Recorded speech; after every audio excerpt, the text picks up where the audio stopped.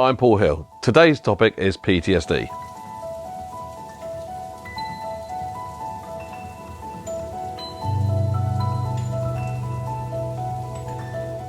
These days, PTSD, otherwise known as post-traumatic stress disorder, is a fairly well-known phrase, and you would be forgiven for thinking it's a new condition. But it isn't. PTSD has been around for hundreds of years. In fact, whilst researching for this article, I read that the first documented case of psychological distress may have been as early as 1900 BCE. Amongst other names, PTSD has also been known as shell shock, combat stress, and war neurosis. All of these names suggest that PTSD is reserved for the armed forces, but this couldn't be further from the truth. In fact, PTSD is a lasting adverse effect of a person's response to a traumatic situation, and as such can be experienced by anyone. When a traumatic event happens, your subconscious will take over and you will enter fight or flight mode. Fueled by adrenaline, your brain will take actions to protect you, whether instinctively or as a result of specialist training.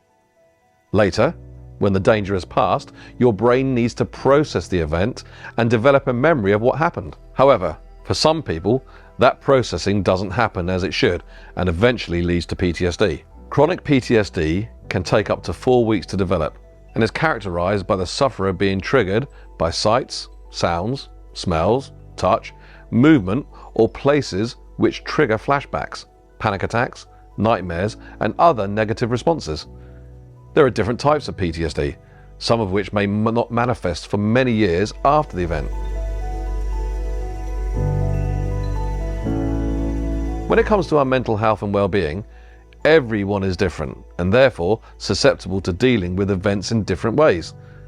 This means that whilst as many as 50% of us will experience trauma in our lifetimes, not all of us will go on to experience the awful reality of PTSD.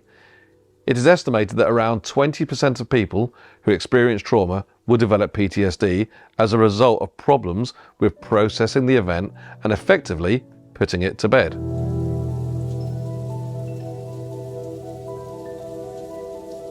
Post-traumatic stress disorder, PTSD, is an anxiety disorder caused by very stressful, frightening, or distressing events. Such events can include serious accidents, house fires, combat situations, life-threatening illness, natural disasters, terrorist attacks, childhood abuse or neglect, bullying, traumatic childbirth, bereavement, and being a victim of violence.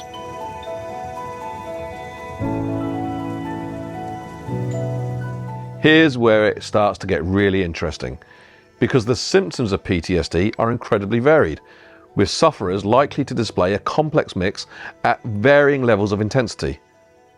These symptoms include anxiety, withdrawal from normal life, avoidance, relationship problems, insomnia, exhaustion, nightmare, flashbacks, amnesia, panic attacks, hypervigilance, fear, and physical pain. As I alluded to at the beginning, PTSD is far from being restricted to those who have served in the military and can actually be experienced from anyone who has been directly subjected to a traumatic experience, witnessed a traumatic event, been repeatedly exposed to traumatic events and situations, and someone who is close to someone who has suffered trauma.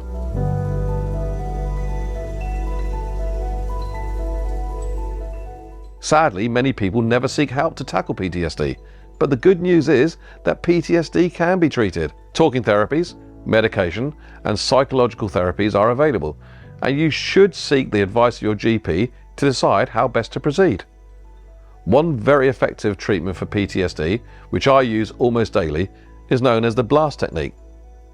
The BLAST technique was developed in 2008 by world-renowned psychotherapist Nick Davies as a way to speed up the treatment of PTSD and related conditions, whilst providing a permanent solution.